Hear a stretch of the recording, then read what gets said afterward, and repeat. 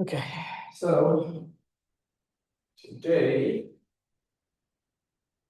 mostly going to talk about what the definition of compact operators are and one example to work through the idea of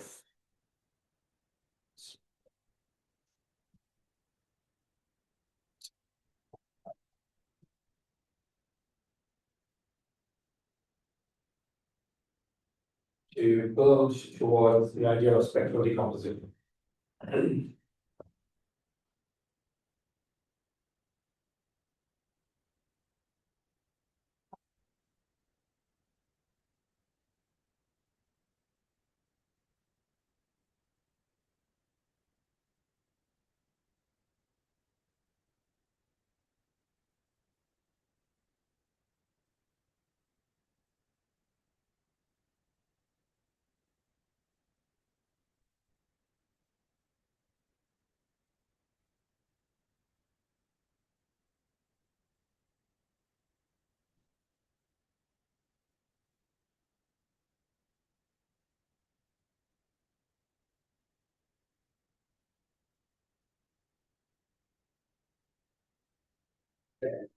So I also want to talk about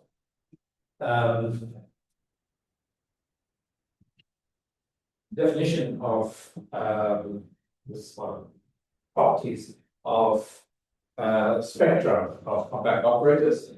To do this, we're going to need a couple of what we're going to need one particular definition. That's the idea of a convex subset, and we're talking about convex subsets of Hilbert spaces. And a lot of what we're going to be doing is building up towards a statement of the spectral theorem for two classes of operators. One is Hermitian operators, and the other one are normal operators, both of which would be important in subsets of the set of compact operators in the Hilbert space. Hermitian operators are, when we think about it this way, they kind of the operator equivalent of real numbers. And normal operators are like the operator equivalent of complex numbers, or of complex, right? So they decompose into Hermitian and anti-efficient operators. So we're going to need to write down the spectral decomposition theorem for such operators. You may or may not be aware of the spectral theorem already in the context of linear algebra. This is the statement that you can break down any matrix into the sum of into a sum over its projections into its eigen subspaces, where the coefficients in that sum are nothing but the eigenvalues of the matrix. Right, so we're going to generalize this to operators, and there are going to be two classes of operators that we need to generalize to, and that's Hermitian operators and normal operators, right? So I need to tell you what projectors are, what projection operators are, and how they work in general. Okay, so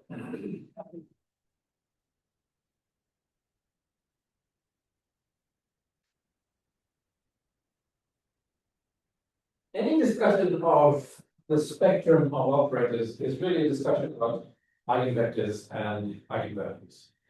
And if you go back to what you learned about eigenvectors and eigenvalues in any course in first year or second year, you would know that, well, probably second year actually, in a finite dimensional vector space, any eigenvalue of a matrix operator in this finite dimensional vector space lives in its spectrum. And conversely, every point in the spectrum of an operator in a finite dimensional vector space must be an eigenvalue of the operator. Okay. The same is not true when we go to infinite dimensional vector spaces like Hilbert space. And we saw this already in the example that I used with the right shift operator, and it takes a collection of an infinite collection of numbers, and then shifts them all to the right by one and replaces zero where the first element was. Right? And that the reason I introduced that particular example was precisely because the statement was non-optional. But it is worth recalling that in a finite dimensional vector space,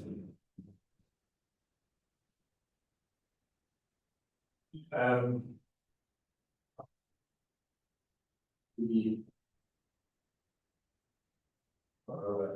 every eigenvalue of operator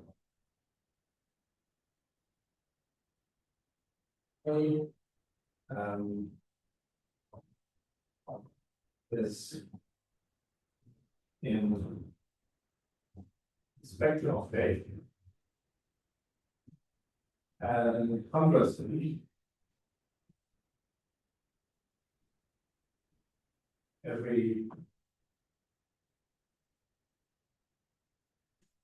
element of spectrum of A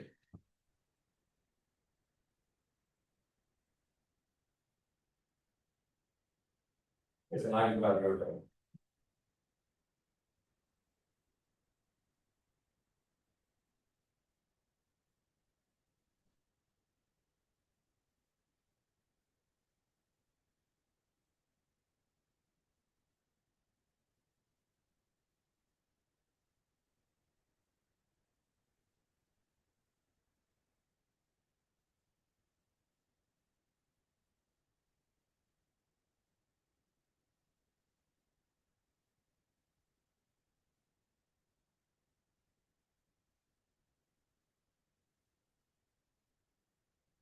It's not generally true in infinite dimensions, as we saw already in the case of the right shift operator.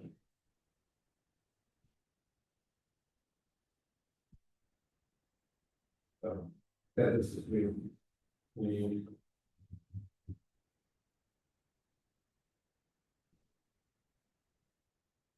not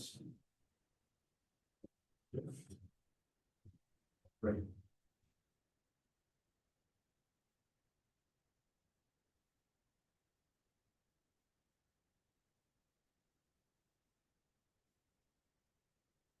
So let's see what is true about the spectrum of operators in infinite dimensional Hilbert spaces.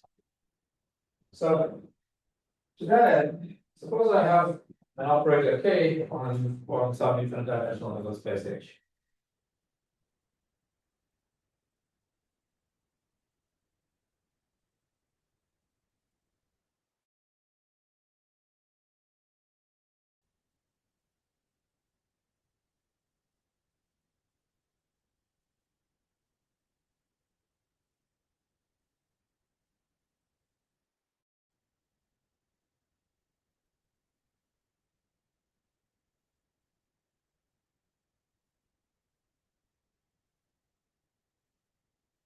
The following is true.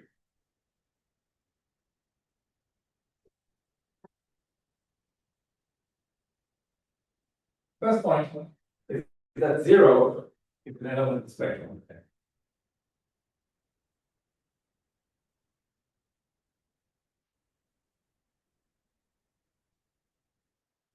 Second point is that every non-zero element of the spectrum is an eigenvalue of K with a finite dimensional eigenspace. So every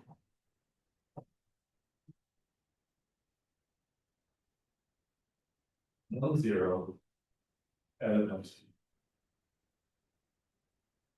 of sigma K is an eigenvalue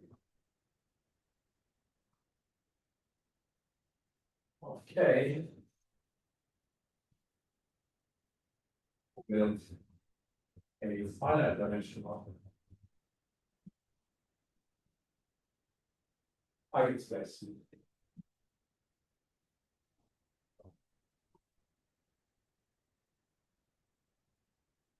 This is important because in our statement of the spectrum decomposition here, we're gonna need to project onto those eigenspaces. And so what we're gonna come up with are projectors that project onto these five dimensional subspaces of the open space.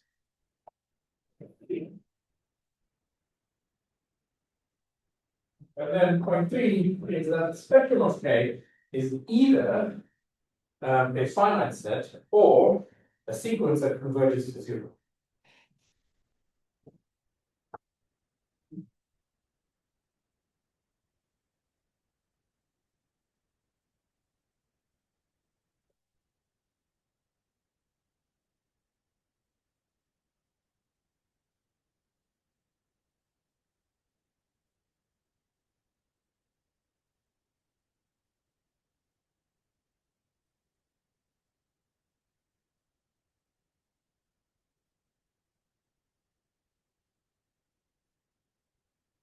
I'm not going to do any of these statements. You can find them in any good textbook on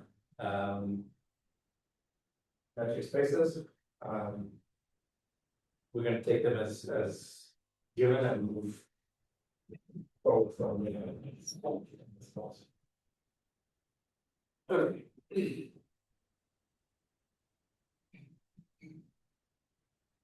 So again, by now, you should at least be familiar with the idea of what spectral decomposition is. Right? So in the finite dimensional case, you have a vector space, some finite dimensional vector space, and you have operators that mapped that vector space onto itself, and you found the eigenvalues of those operators, and you decomposed the operator of the matrix into different blocks. Each block corresponded to one of the finite dimensional eigenspaces of one of those eigenvalues. Right? So that was spectral decomposition in the finite dimensional case. And really, spectral decomposition relied on three things: eigenvalues, eigenvectors, and projections onto the eigenspaces. Okay. In finite dimensions. In infinite dimensions, things get a little bit more complicated. And there are a number of complications, but among the chief such complications are the possibility that there is no obvious inner product. And coming along with this is issues of completeness, and because you're summing up to infinity, convergence, and closure. Okay, so these are all things in infinite that make the infinite dimensional version of spectral decomposition a lot more complicated than you have to deal with in finite dimensional. And there's a very good first example where things get complicated by way of illustration. This is the statement that given a vector space V, in the finite dimensional case, it was trivially true that we could decompose V into some subset and its orthogonal complement. So in finite dimensions, it is trivially true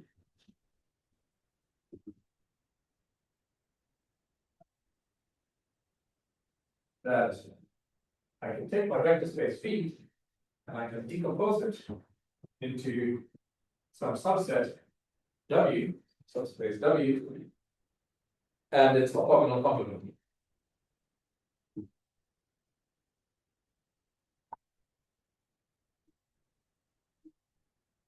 Once we have a suitable orthogonal basis.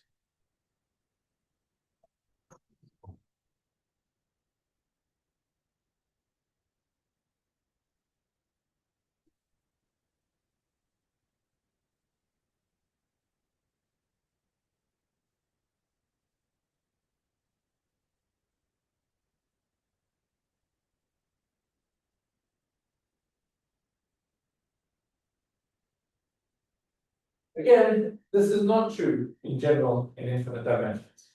In fact, the best we can hope for in the latter case, could be existence of an orthogonal complement to a particular subspace. Okay. So this is not true.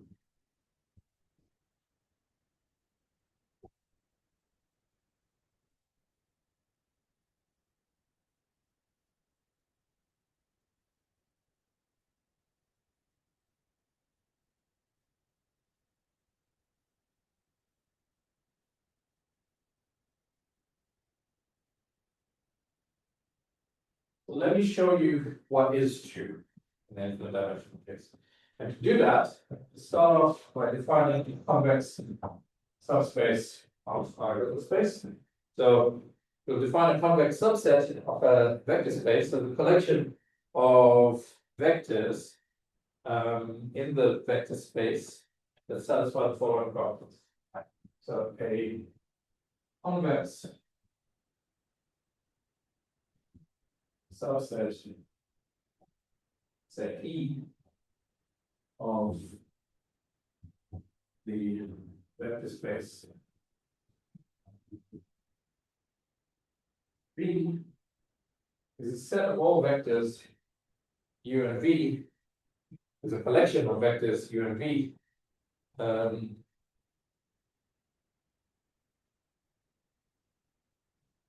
Sorry, let's vector subset E of vector space V is a collection of vectors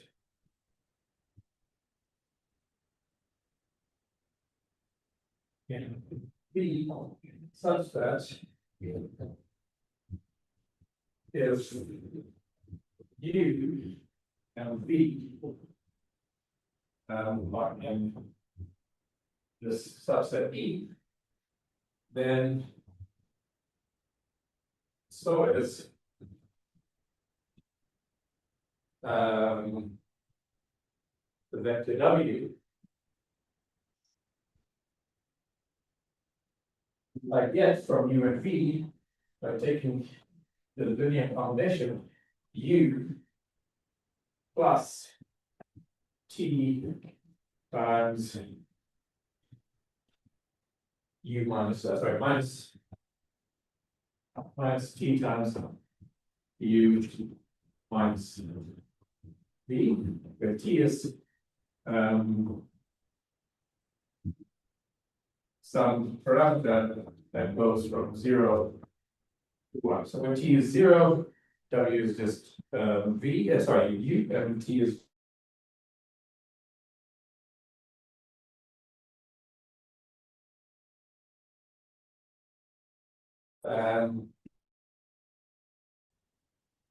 intuitively, any 2 points in a convex subset can be connected by a straight line that lies entirely. All right, and this is the equation let's check out. So any 2 points in E can be joined by a straight line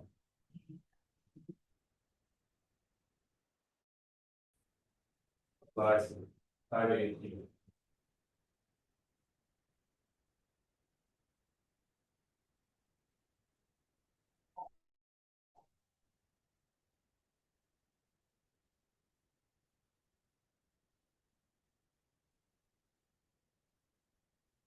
Right. So now suppose I have a convex subset of some Hilbert space.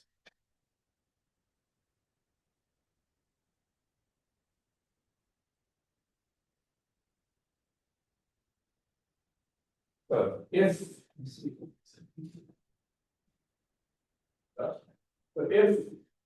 E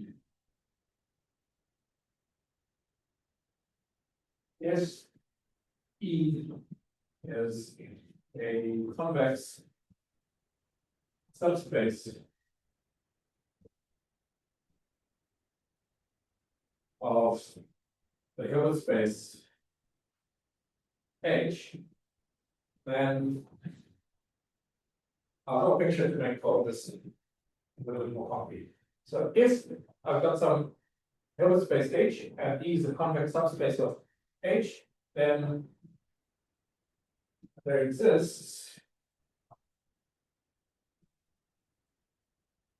a unique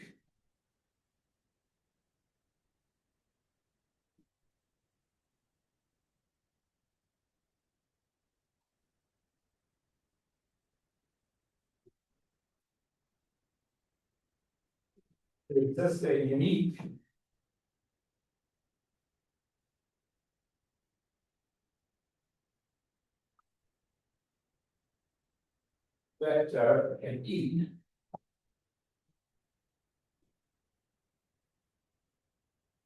with minimal norm.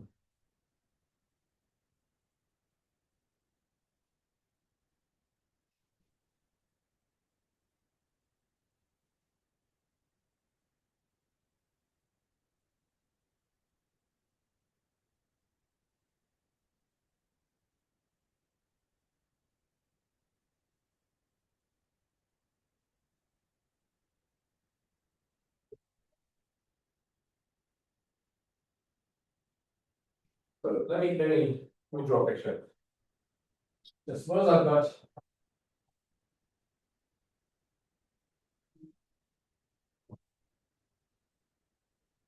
okay, let me just say a couple more things before I draw a picture. So it'll make the geometrical intuition when it comes to E more. Okay, Is this the like square norm? this is the what? This isn't like the infinite norm. That's not. No, this is, I mean, yeah, we'll define the norm where we define the norm in terms of the supreme of. Points under the map for the operator, right? So I don't know. So now suppose I've got some subspace of H. So let M be a subspace of H. So any subspace of H, right? So I've got some Hilbert space and I pick some subspace. Okay, so imagine I've got a volume and out of that volume, I pick some plane, just by way of picturing. This plane I will call M, and it's a subspace of the volume that is that one, right? So my Hilbert space is H, there, and I pick some subspace of H, which I'm calling M. So now I'm going to pick some arbitrary vector U in H. Plus, that's our vector U. Vectors.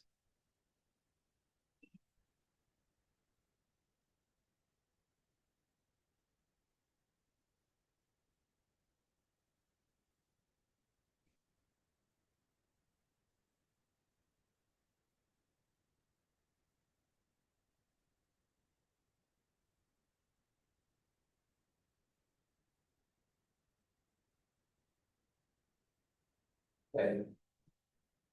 So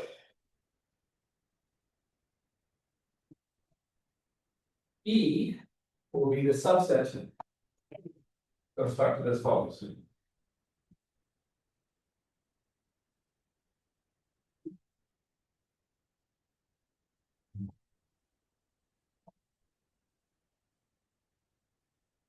Be the set of all vectors U minus M with M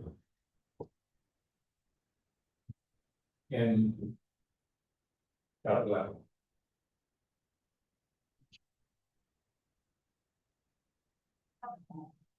In other words, it's the collection of all vectors that join the plane M to the tip of the vector U. Okay, Does that make sense? So E.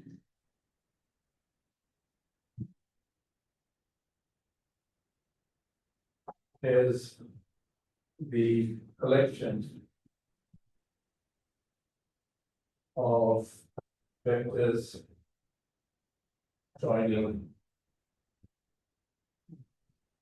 M to the set of U.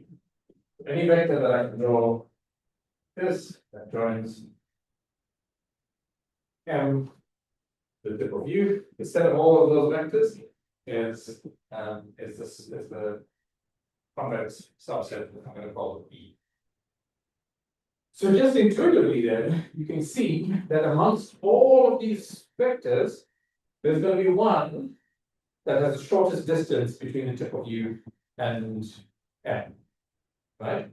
That is precisely the unique vector in E with minimal norm. It's the shortest distance between M and U. Okay.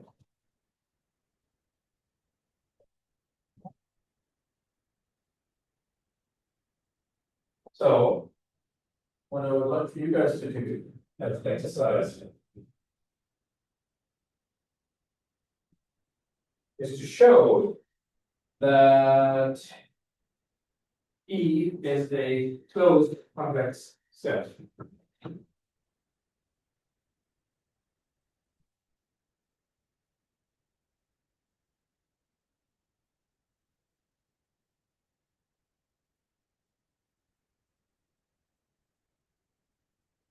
And hence,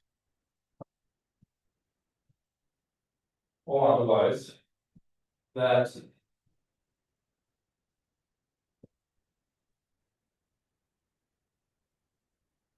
if the vector U minus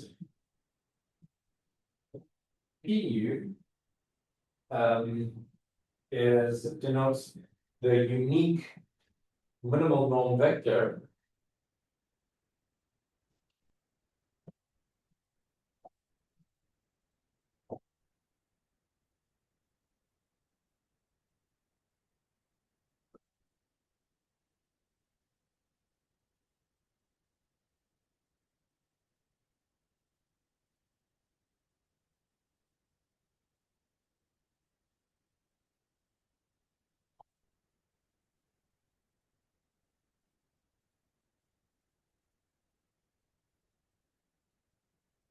then it is orthogonal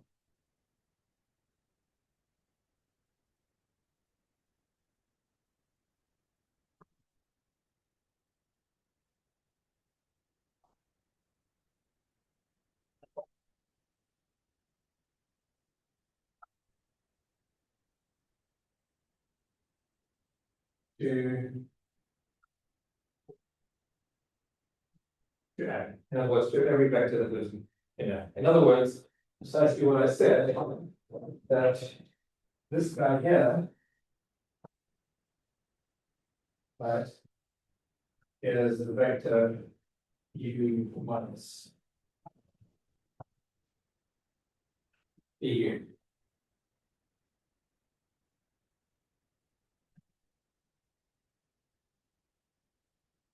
And when you do that, this exercise, the result of this exercise establishes that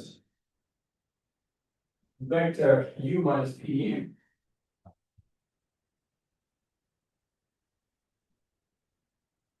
lives in the space that is orthogonal to M. In other words, instead of all vectors, such that when you take an inner product between a vector that lives in M and the vector that lives in this space, you get 0. Yes. So here we say E is like those vectors that join to the tip of the vector U. Yes. Does this mean But that started there. it starts at M? Yes. So it will never go the opposite. I get to pick an orientation from this picture, right? I'm picking one orientation, and that's above the plane. I don't lose anything by killing that ambiguity between the topic.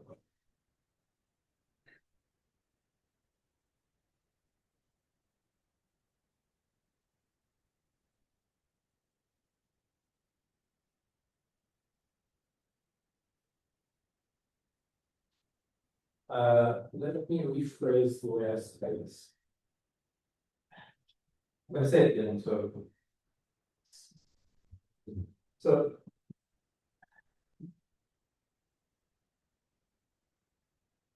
The exercise establishes the following. One, that U minus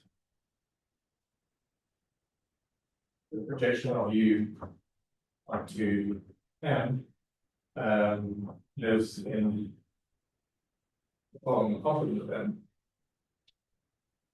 Okay. The second point is that 0 is the only element that can simultaneously live in M and N complement.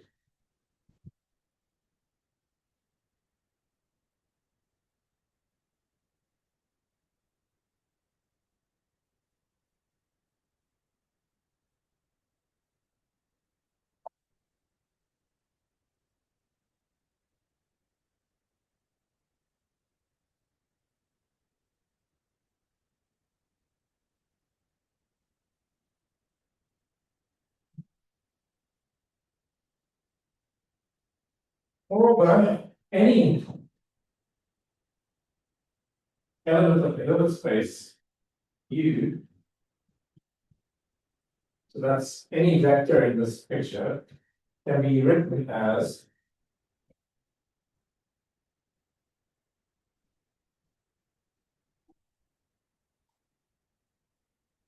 U equal to PU plus minus P, right? Static and subtractance P. And the point there is that this guy is an element that we just established of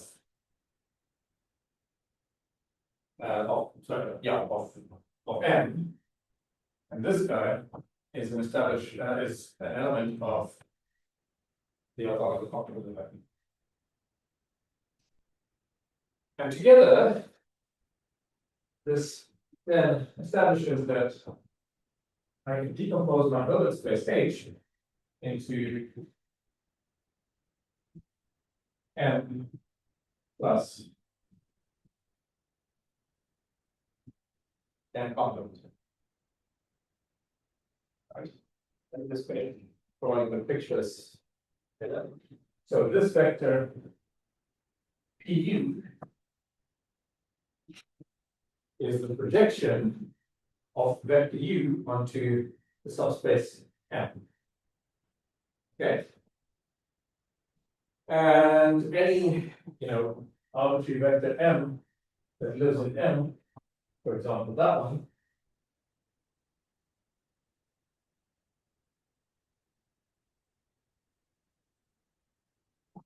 and here's a vector that joins M to the tip of U. This vector is M minus U. This 3D picture, but U minus M.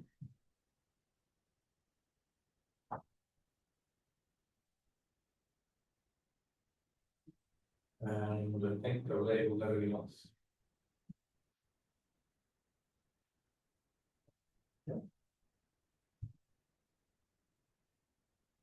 So obviously this is not what's happening in the Hilbert space, right? This is, but it's a good intuitive picture to keep in mind as to what the orthogonal complement represents, for example, in R3. And then when I talk about the infinite dimensional Hilbert space, you have a picture that I can see.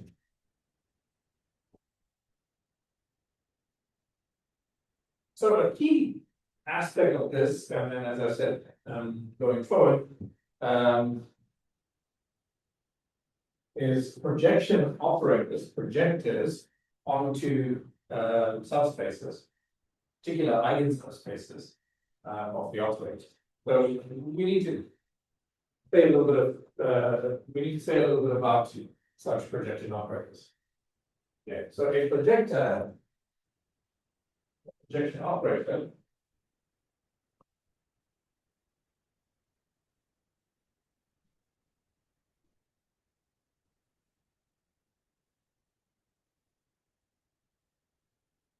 E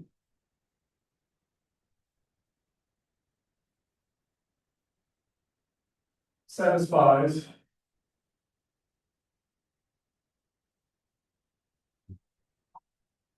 the condition that it squares to itself. Right? Again, it's something that you've seen before in even first year introduction of matrices, for example, when you took a line and you projected that line onto the x-axis, and then you projected the projection onto the x-axis, it did nothing. Right? So multiple actions with projection operator just bring you back to the projection operator. Right, so this is the anything that satisfies this property is called idempotent. Right, so any projection operator is an idempotent operator. Yeah. Oh, you see, this is how we define the projection operator? Yes. So in fact, you any operator you find that squares to itself, it's a projection operator.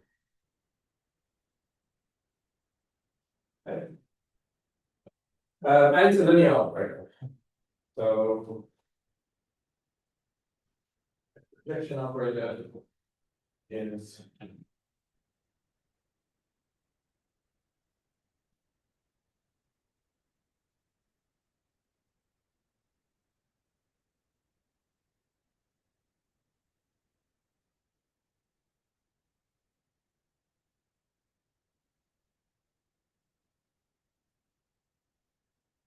that's first piece. This property of idempotency is quite important in determining this also. So let me do an example, not a long example, so I'm going to go halfway through to finish out next time. To explore some of the consequences of that definition.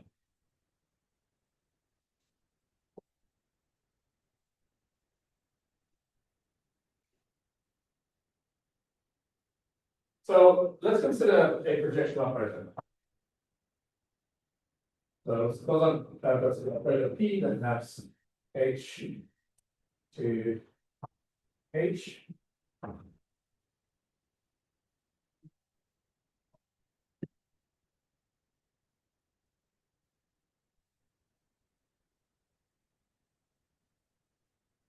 Suppose this guy is a projector. So then any vector U in H can be written as something that lives in the range of P and something that lives in the kernel of P.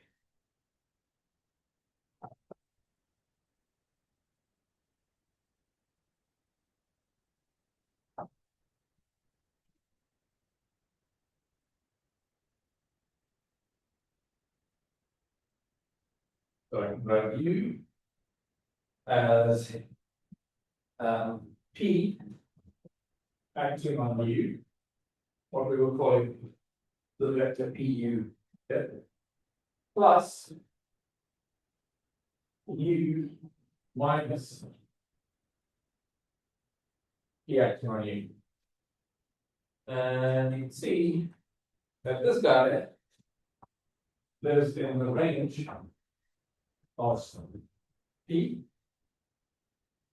and this guy lives in the kernel of P.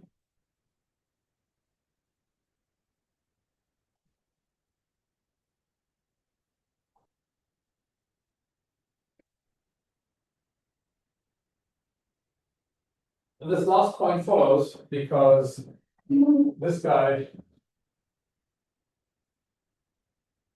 I can take out the common factor of the vector u, so it's the operator one minus the projector acting on u, or the identity minus the projector acting on u, and then p acting on one minus p, or the identity minus p, is that p minus p squared, just p minus p. Okay, so this is the set of all things that map to 0 under the action of p. Everybody happy with that?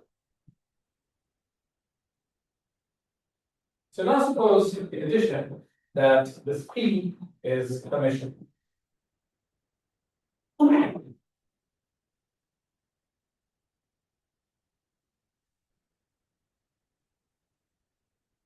In other words, the p dagger is p.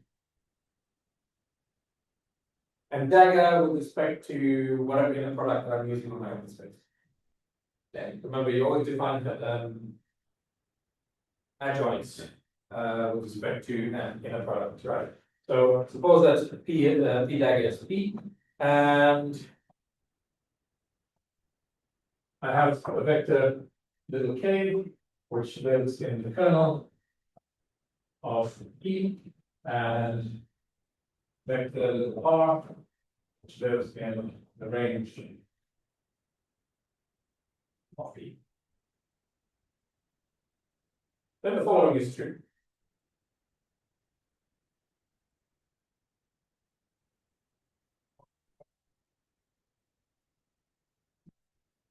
Well, since R lives in the range of P, that means I can always find some vector in the Hilbert space such that R is P acting on that vector by definition of the range. Yes? So I can always find some vector V in the Hilbert space such that I can write R as P acting on this V. So some element of the Hilbert space gets mapped under the action of P to the vector R. Okay. Secondly, if I calculate the inner product between R and K, remember R lives in the range of P and K lives in the kernel of P. This R here is P acting on V, so this is just V P dagger on K. But I assume that P dagger was P, P was Hermitian, so this is just V acting on P, sorry, V inner product with P acting on K. But K is an element of the kernel, which means that P acting on that is 0.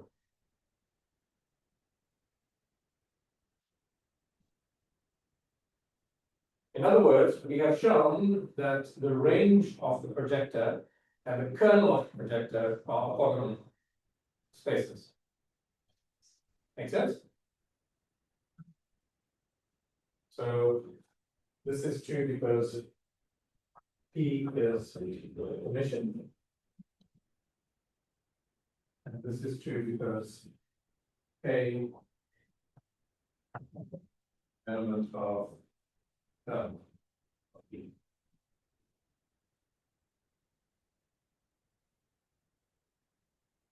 So every vector in the kernel of P is orthogonal to every vector in the range of P.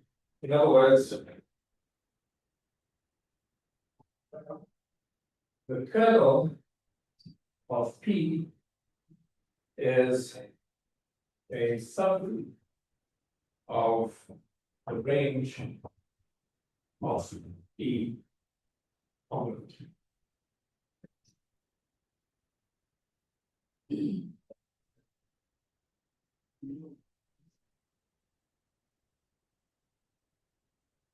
Okay. On the other hand,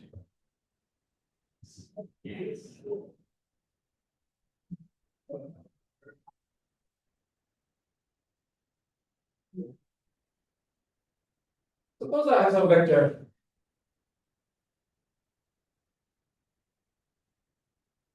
X, and X lives in the range of P. Of the orthogonal complement of the range P. Right?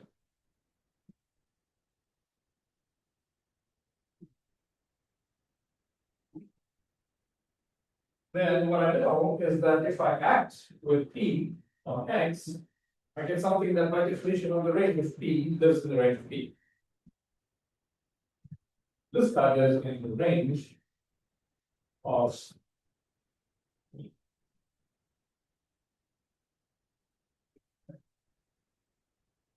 and by definition,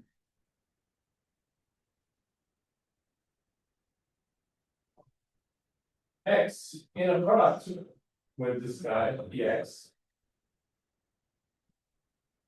because X lives in the orthogonal complement of the range, and Px lives in the range, by definition of orthogonal complement, is zero.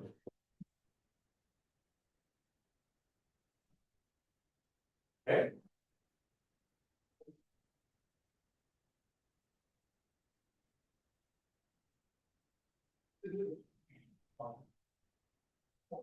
But we also know if we're going to calculate the norm squared of Px, that's just Px in a product, Px, which is just X P diagonal P on X, which is just X P squared on X, because P is assumed to be dimension, which is just Px.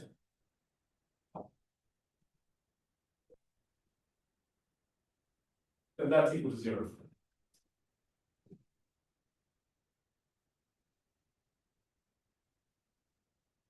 Which means that Px will be zero. Because I didn't specify anything about X. So this was all for arbitrary X in the orthogonal complement. Means that Px must be zero, and if Px is zero,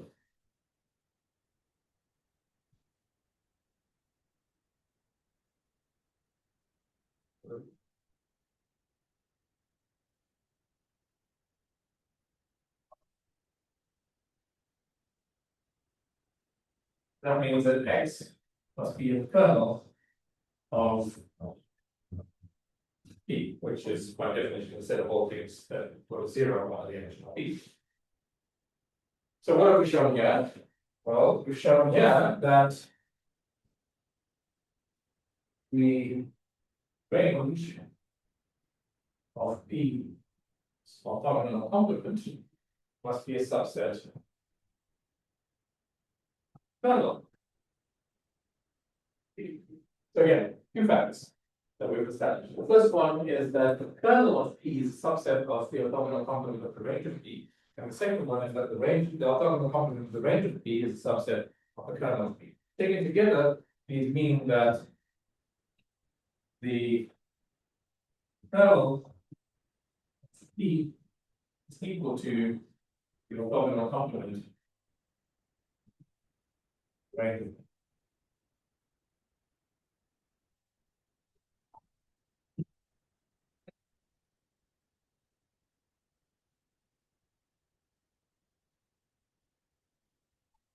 Let's put it down as a at this point.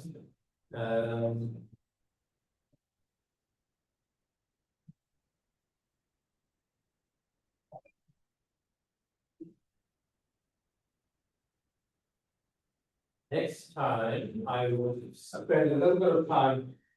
Okay, so let's take one step back here and ask you, what was it about this operator that made us come to this point? And the answer is that we needed this condition here, that P was permission. right? So P being permission led to the fact that the kernel of P is the same as the orthogonal complement of the rental. Next time I'm going to show you a converse statement is true, namely that if we assume that for this operator P, that its kernel is the orthogonal complement of its range are the same thing, then this will necessarily lead to the fact that this operator must be permission. In other words, it's an if and only if condition. Okay? Good.